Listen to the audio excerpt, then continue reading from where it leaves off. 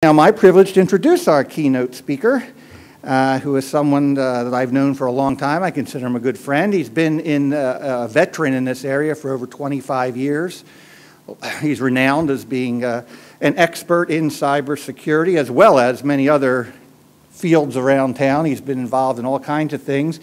Many of you remember him from OMB, where he was the head of OIRA in other senior positions at OMB. He and I worked together for years on a number of major programs, the CIO Council, as well as reinventing government and things like that.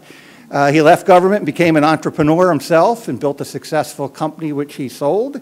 And then when the Obama team came to town, he decided to give back and come back into government and do a very noble thing of coming back and bring his expertise back to the administration, where he now is a senior counselor to the undersecretary at NPPD, but he's also, I was kidding him in the speaker room, he's kind of like the roving linebacker on the defense and the football team, that he goes wherever there's important issues to be done. And he was telling me a bunch of things he's doing with the deputy secretary and so forth. So I think he's sort of the go-to guy in DHS, but he's going to talk about his cyber background. Of course, we don't read bios up here, but you know he's real smart and has lots of degrees and got all kinds of awards and all that other stuff. But the one I will mention is he did win the Eagle Award as the Government Executive of the Year, which was a real nice honor. So it's my honor and privilege to introduce my friend, Bruce McConnell.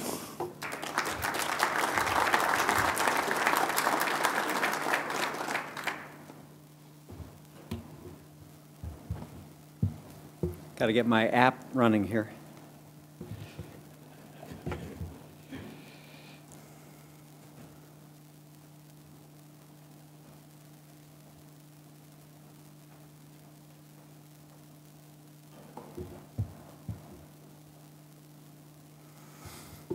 Okay, thanks so much. It's great to be here this morning, and it's always great to be with Jim, and it's particularly a favorite thing of mine to be with AFCEA and the opportunity to have DHS kick off this day of the conference.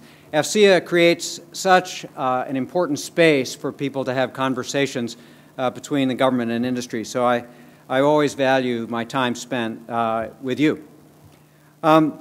I want to spend my time this morning doing three things.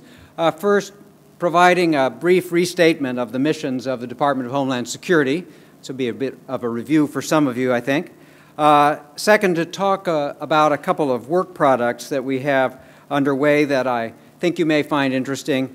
And finally, finish up with a couple of questions for you in the possibility that we might have more of a conversation than just the talking head kind of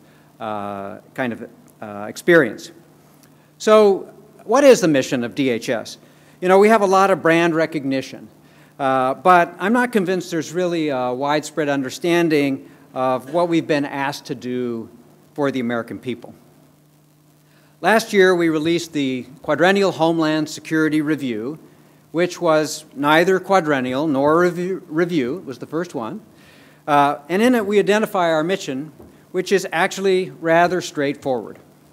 It's to create a safe, secure, and resilient place for the American way of life to thrive. So under that general rubric, we identified 5 primary mission areas: preventing terrorist attacks, protecting our borders, administering and enforcing our immigration laws, and safeguarding and securing cyberspace, and finally, ensuring the nation's resilience in the face of an attack or a natural disaster. So you'll be talking about the resilience part of our mission in the fireside chat after lunch. So my own work focuses primarily on Mission 4, cybersecurity, and that's what I focus with you this morning. And as many of you know, my office is leading the development of the Homeland Security Enterprise Mission 4 strategy, and we're taking public comments on that in a series of meetings through many of our normal channels, the sector coordinating councils, the ITISACs, a whole variety of places. That's an ongoing product. The The cyber mission of the department, if you think about it, is broad. The Secret Service investigates electronic crimes and pursues cyber crooks globally. ICE, the Immigration and Customs Enforcement, protects intellectual property in electronic form across national borders.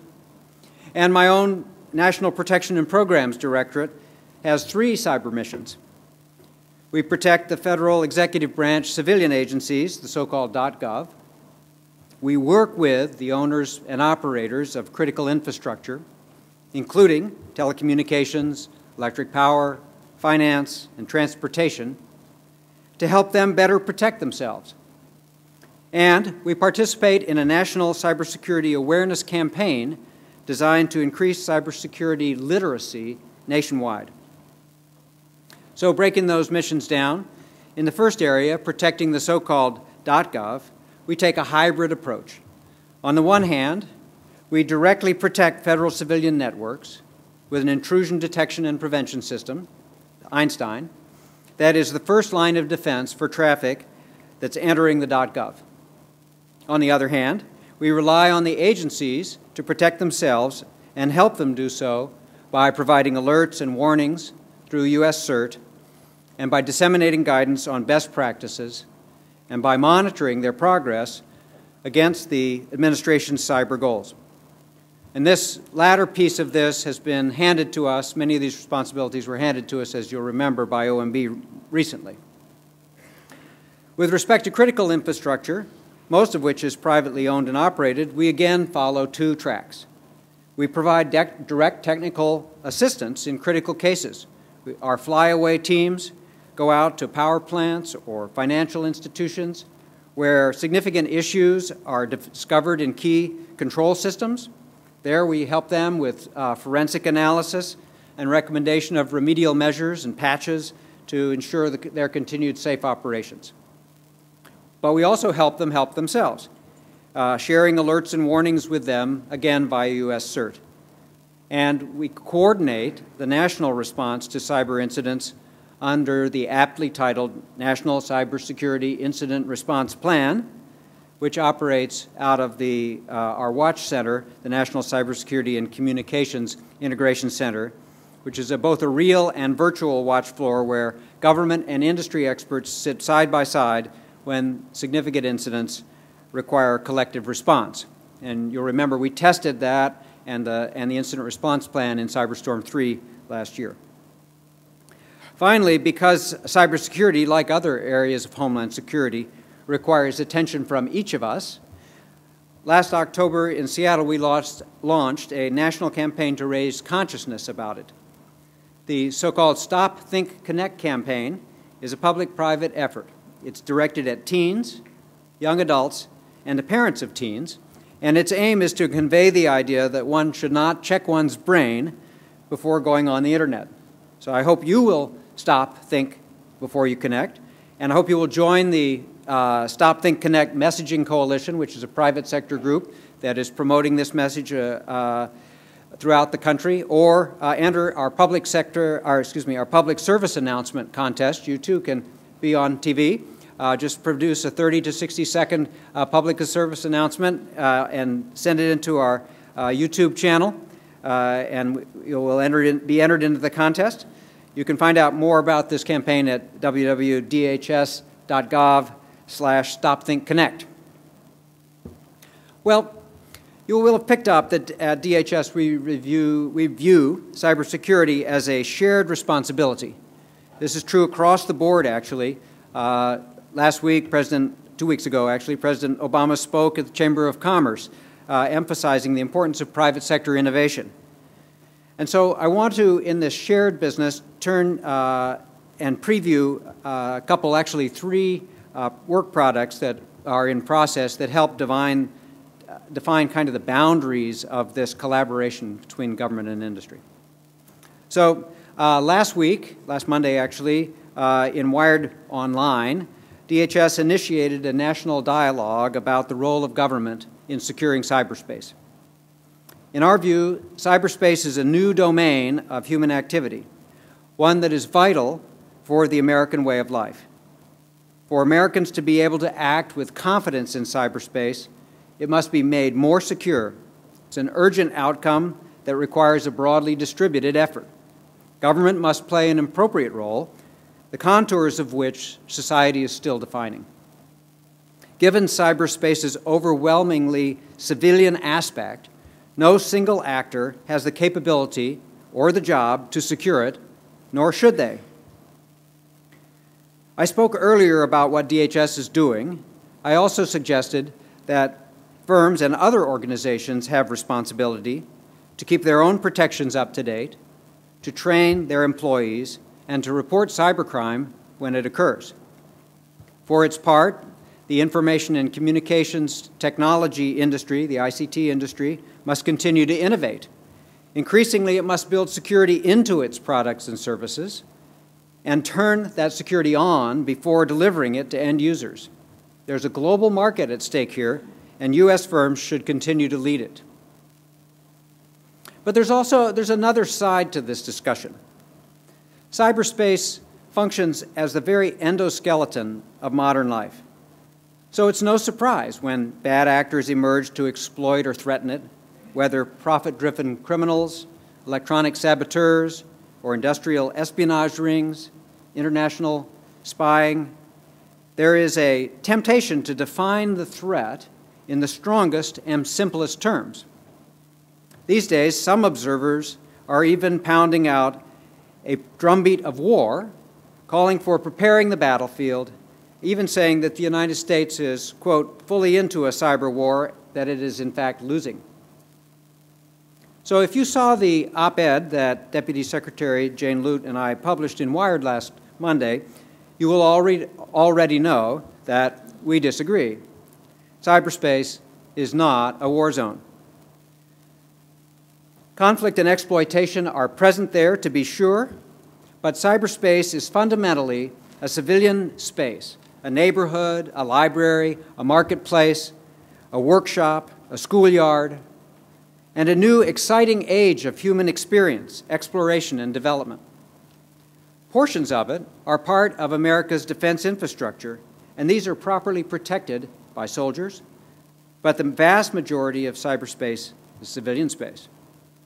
We're not just talking about the internet here. Complicated and vast, cyberspace is a rapidly growing, interconnected array of ICT characterized by distributed ownership, dynamic connectivity, diverse systems. It shifts instantaneously and organically.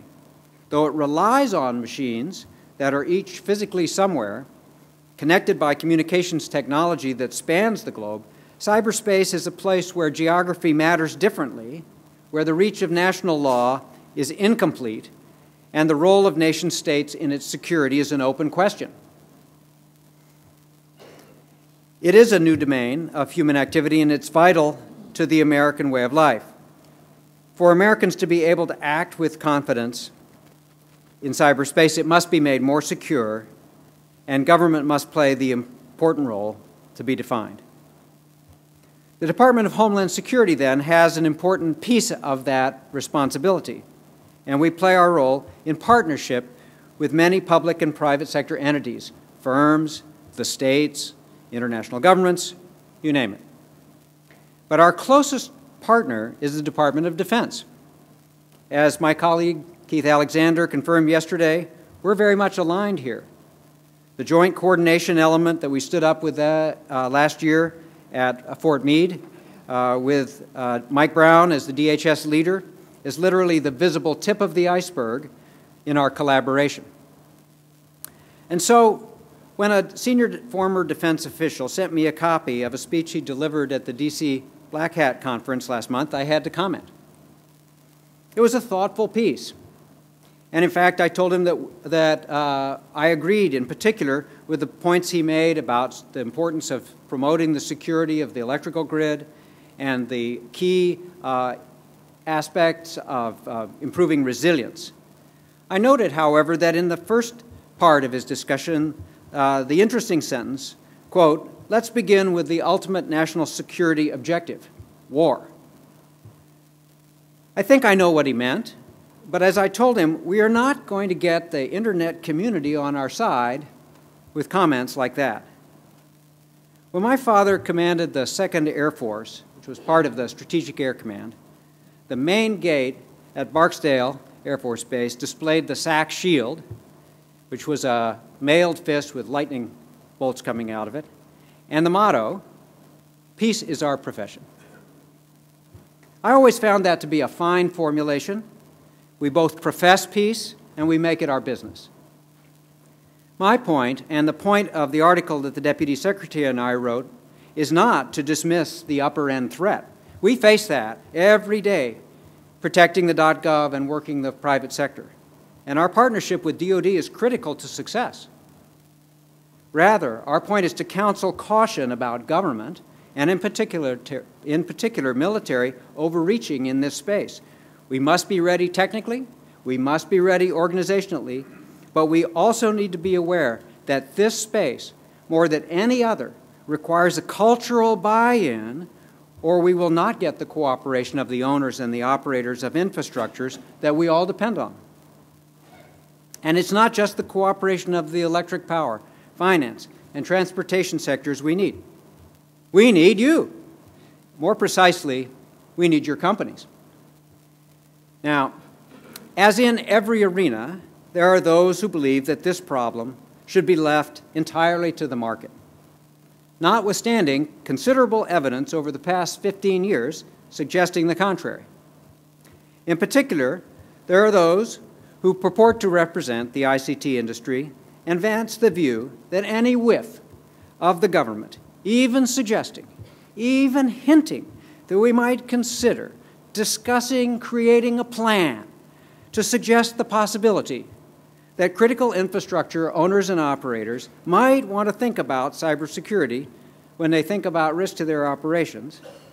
And in fact, that is what the most recent Collins-Lieberman-Carper cybersecurity bill in the Senate does, causes that thinking to have to occur. Then DHS wants to regulate the industry with all the deleterious effects that regulation would have on innovation and U.S. jobs. Now, notwithstanding the fact that increased attention to cyber in commercial markets would create lots of business for the very companies in this room, notwithstanding the fact that we have not seen a lot of progress in critical infrastructure cyber protection to date. Rather, we see increasing connections between business systems and control systems in critical places.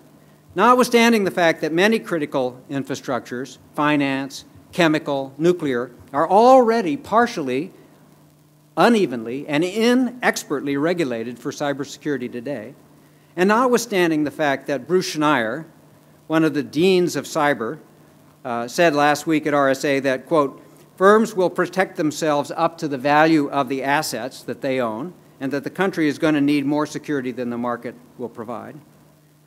Notwithstanding the incredible opportunity that secure cloud services represents for firms that are supported by reliable, resilient infrastructure, your firms are said to be dead set against any government action that would require anybody to do anything more than they feel like doing. Well, we disagree with that also.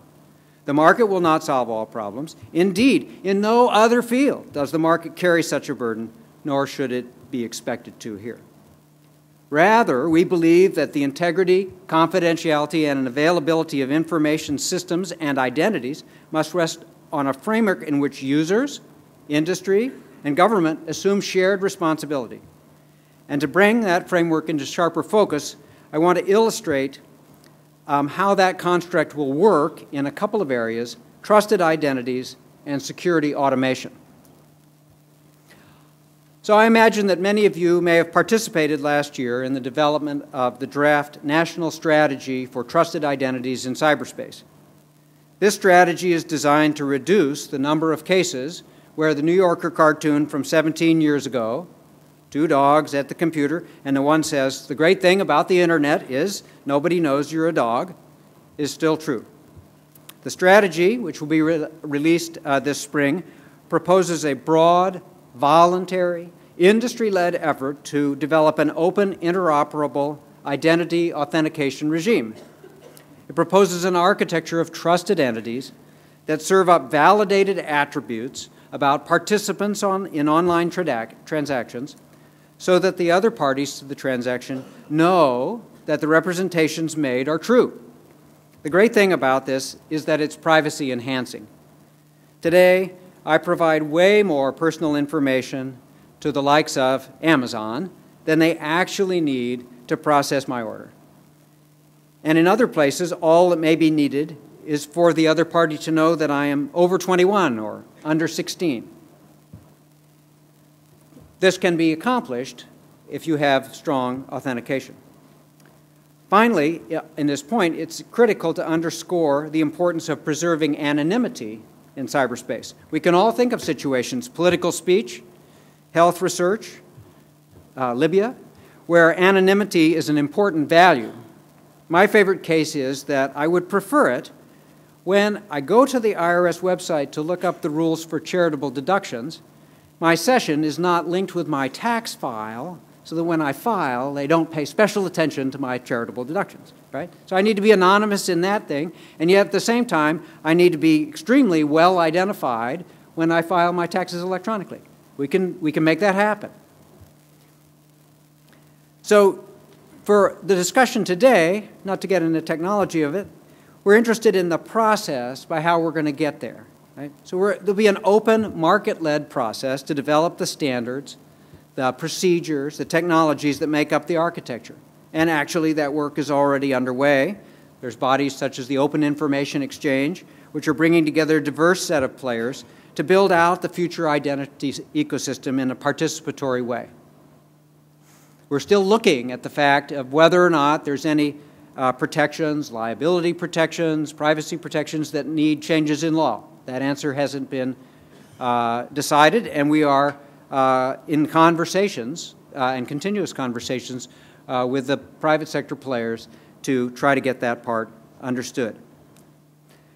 So we look forward to your participating in that and your participating in the ongoing build-out of this trusted identity ecosystem. Few developments would enhance the general state of cybersecurity more than the voluntary adoption of authenticated identities in cyberspace. So the last product I want to talk about today is a white paper that we expect to release later this month. Current working title of this is Toward a Healthy Cyber Ecosystem, Enabling Cyber Defense Through Automated Collective Action.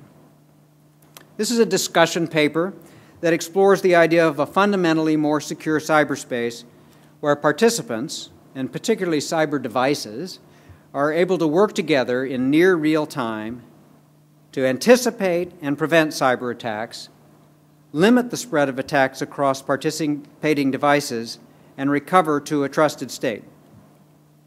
So, as Jim mentioned, I'm the roving linebacker. The other thing that I get to do is think about things that are due later than yesterday or today. Most of the things we do are overdue, so I get to think about the future, and this ecosystem piece is a part of that. It's a strategic look ahead to move from an ecosystem that we have today, which is inherently insecure, to one which is at least securable.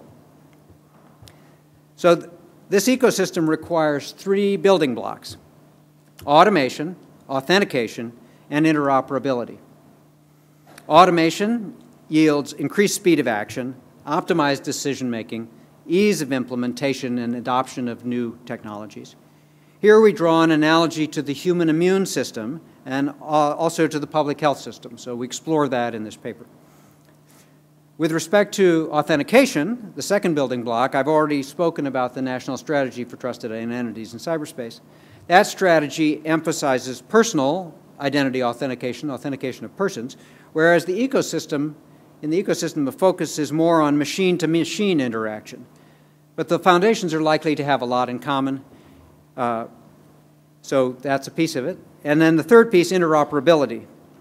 So unfortunately, within cybersecurity today, devices operate largely independently: firewalls, file integrity checkers, virus scanners, intrusion detection systems, malware software, anti-malware software. Neither exchange data nor do they have consistent or interoperable security policies. Here we intend to, again, build on work that is already underway under the rubric of security content automation. The idea in the paper we discuss is to foster semantic technical, and policy interoperability across platforms and organizations in an open and interoperable framework. We're making progress in the standards area. There's enumerations, which are lists or catalogs of fundamental entities, are fairly secure, including cyber devices and software items.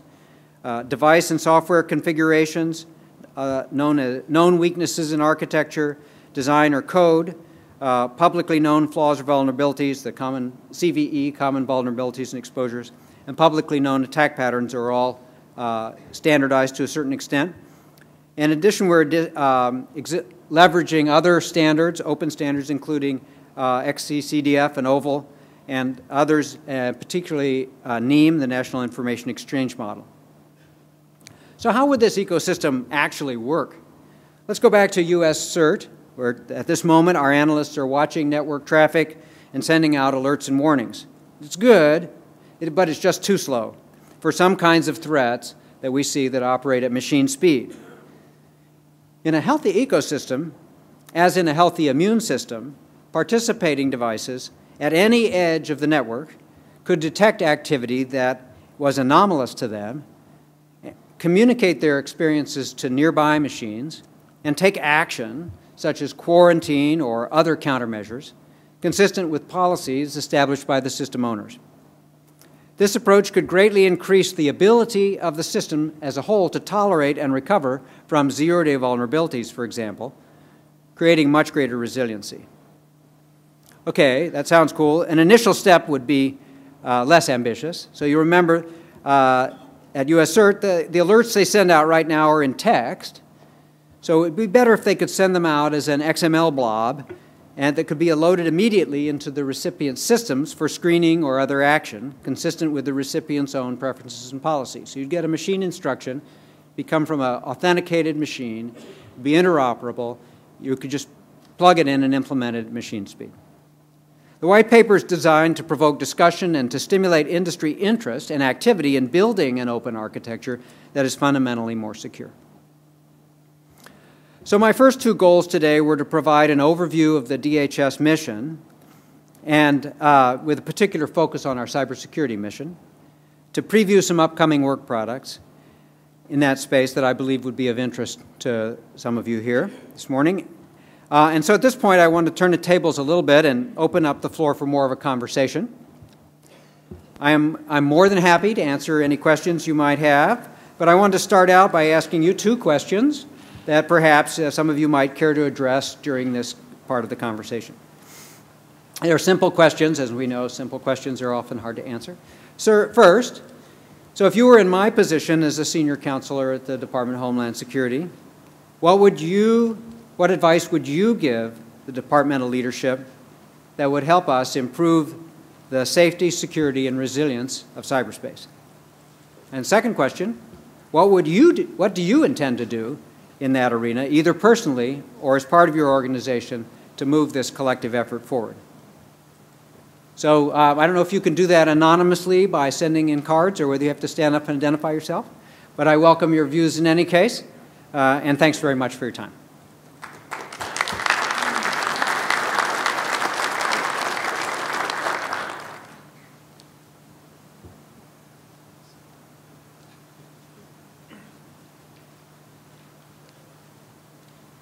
I'm willing to do this. Nobody else seems to want to do it this early in the morning, so I will do this. Appreciate it. Can you identify yourself? My name is Ron Petrie. I'm with Dell Services. Right. And the one thing that comes to mind, I have a long history of being back in the old crypto days. And now with the technology advancing to where it is, and the issues you have with data at rest and data in flight. In the old days, we secured both ends and the pipe was cool. And the only way you could get something from point A to point B was air gap. Now that we have this homogeneous environment where things are moving through the internet, is there a way for the government now, because of what we hear, on looking at data at rest, data at flight, to ensure encryption to secure our nation's assets? That would be, my view would be, in the old days, we knew the bad guys couldn't get it because we owned the pipes. Now we don't own the pipes anymore. And we don't know what's flying through those pipes. So that insurance policy would be to try and make sure that those encryptions are in place, either at rest or in flight. At rest, at flight, or both. Right, both. Exactly.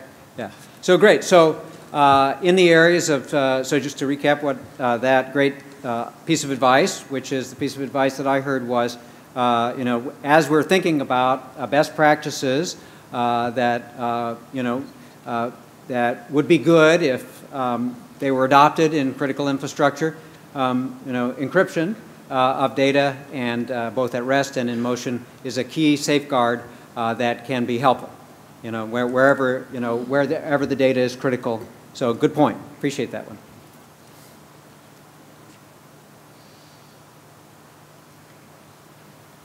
Hi, Wayne Fox, New Jersey Institute of Technology. In 1981, I worked at AT&T Long Lines, and my summer project was how the cable TV industry was going to get into the phone business. I didn't actually do it then, but in 1989, we created a company called Teleport Communications Group, which got all the cable TV companies together. It was the largest IPO of 1996, and we sold it to AT&T in 1998 for $11.2 billion. Along the way, we helped create Excite at Home, which gave high-speed internet service to everyone through their cable system. And you know, when we created that, we so far exceeded the regulations. The FCC, my friends at the FCC said, we didn't expect this to happen for 20 years. We may have made it happen in 5 years. Listening to the presentations yesterday, it seems that the government trying to take control of the internet and try to fix all these things is so caught up in its bureaucratic regulations and what the government can and can't do, that industry, it seems to me that industry can do this a lot faster. We can have this done in a year. This public safety, National Public Safety Network should be up and standing in a year, not thinking about it for a long time. And somehow we need to just foster that same cooperation that we used in the teleport days to pull the industry together to do the same thing now. So as I've been inspired in the last day from the discussion here, I would suggest to you that the answer is not for more government regulations or more government spending. God knows we spent too much money in the beginning, right? So industry can fix this, and I think it's just a matter of cooperating. I belong to a group in Newark, New Jersey called InfraGuard. It's an organization sponsored by the FBI where companies and individuals can join, and we get briefings. I get the daily security briefing. Through organizations like that, I would suggest that since InfraGuard already exists and the FBI has already pulled these people together, that you use that as a vehicle to communicate to the industry, and that we just actually have a greater dialogue to pull everything together instead of thinking about it in the future. Let's just make it happen. They had to actually pass the Telecommunications Act of 1996 to bring the regulations in conformity to the fact that we had already overrun all the regulations. So that's my suggestion to you. Yeah, so I think that's great. I really appreciate that, because I think you pointed out a couple of really key things.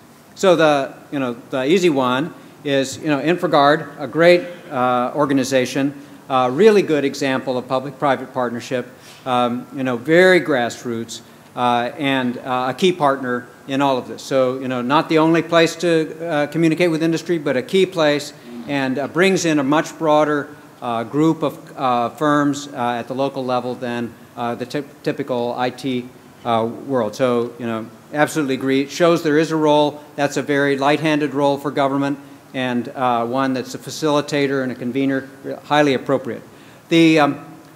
On the point about regulation, I would say the following. I agree completely that the law is always a lagging indicator of the social compact, and that in this area, in technology area in particular, it's doomed to remain behind and probably get further behind. And so the last thing that would be a good idea for our country or for our innovative industry is for us to try to regulate, as you say, or fix the internet. I don't think that's, you know, on anybody's agenda as far as I know, at least certainly not at the Department of Homeland Security. What we're looking at is the critical infrastructures, not the IT infrastructure, but the people who are the users, the transportation industry, the finance industry, the electrical power industry, who are consumers of ICT, okay, and are not paying adequate attention in many cases to the cybersecurity of their systems, not following basic practices, not doing the basic stuff that would make their systems easier to defend. And so it's in that area where we think, geez, maybe they need some encouragement. That's going to be a conversation that we're not going to make the decision about that. That's going to be a decision that's going to be made through the political system. But our perspective at this point is that, you know, we're not getting all the security we need in those areas. But who's going to provide that security? You know, obviously this industry. The IT industry and the communications industry you know, have to work together to do that and to innovate to do that. And, you know, we have no interest in slowing that down.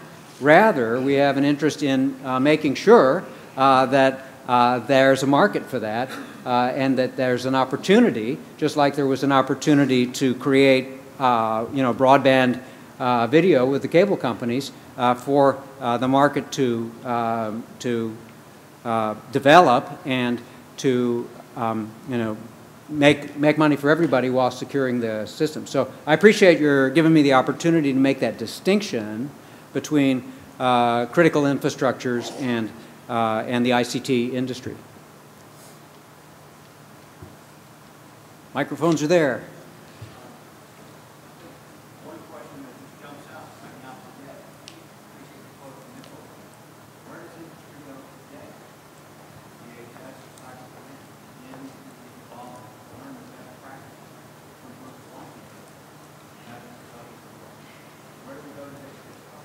So the question was, where does industry go today? So joining InfraGard is easy to do. You can do that. So I recommend that. You know, there are a variety of organizations that DHS uses to communicate with industry.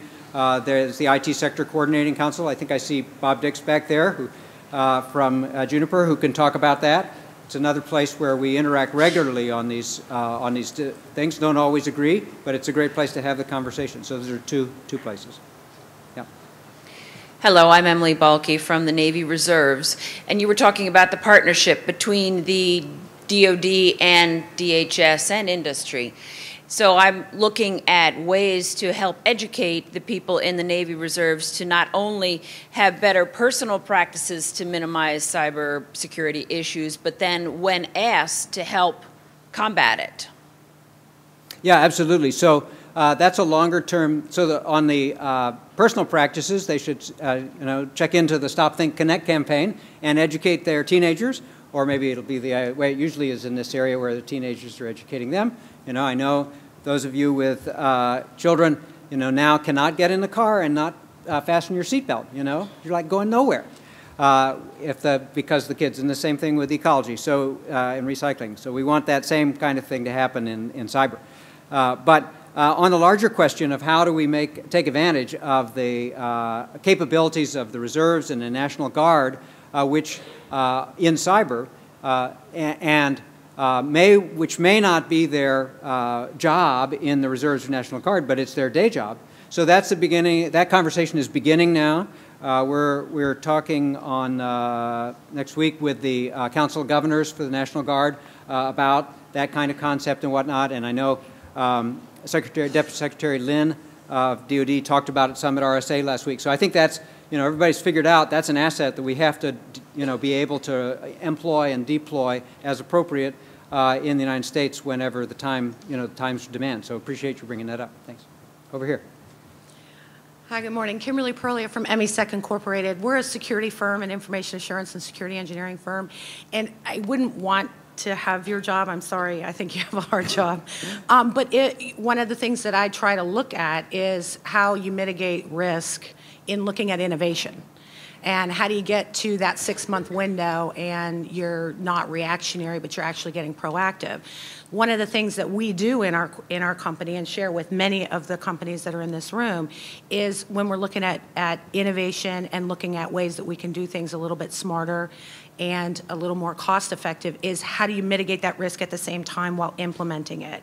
And I think that if the department could take a look at new opportunities for putting in, instead of the time-trusted, same old, there are a lot of opportunities to put in some innovation.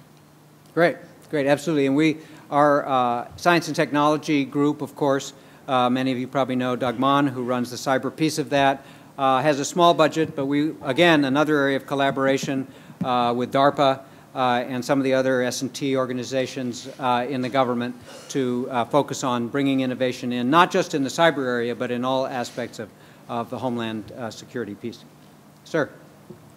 Ken Schneider, AFCEA International. Bruce, you mentioned in your comments the importance of identity and attribute services in those cases where attribution was necessary. But over the last 10 years, there's really been very little traction in that area. And in answer to your first question, I think that area, if we could solve it on a global basis, would probably do more for cybersecurity than anything else that we could do. Even in government, HS-PD-12 has not gotten much traction. What are your thoughts about how we could actually implement effective global identity and attribute services? Is this something that you would look to the private sector to do, much like we have credit card federations, or is this something that you see government trying to take on? Yeah, so we look to the, easy question, we look to the private sector. You know, we had a discussion about this, a discussion panel about this topic at RSA last week, and one of the people on the panel was from Bank of America. We talked about the credit card agreements, how the rules are very clear for everyone, all the participants, the merchant, the individual, the banks. There's a legal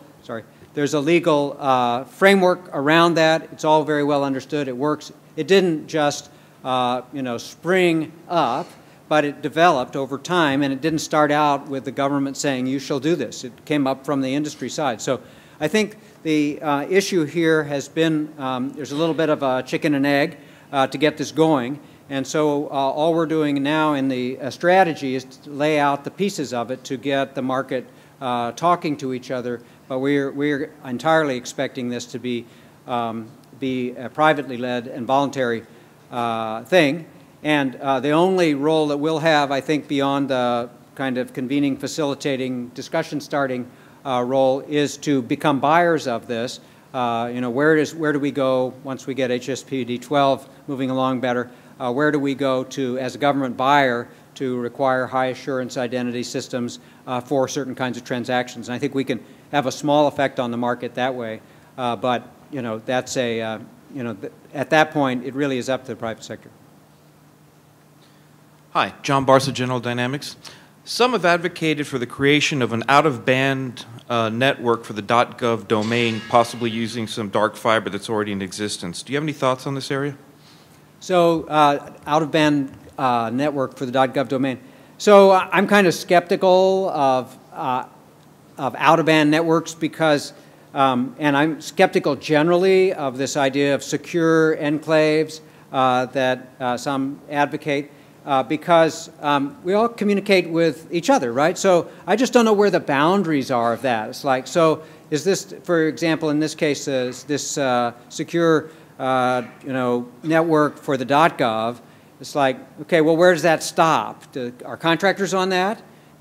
So then how does that work? If you're inside a large company, is it just the contractors on those, just the employees on that contract? Do they have a separate machine? How does this all work? I just don't believe that the boundary security thing works in that way, that you can create secure enclaves. I mean, you can do that in certain ways, as we have done for secret and, higher than secret networks. I think you can do that. But for general purposes communications, I think it's pretty hard to make that work.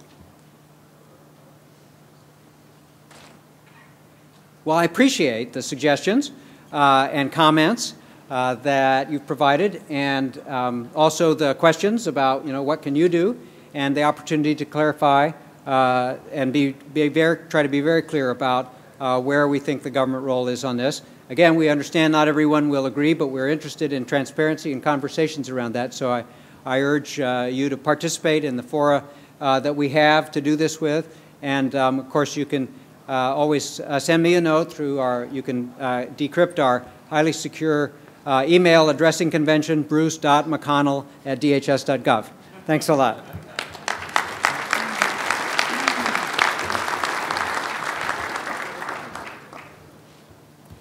Well, Bruce, thanks for stepping in this morning, and I think it got off to a great start. I really love the format where you put the challenge back on the group to come up with some ideas for you.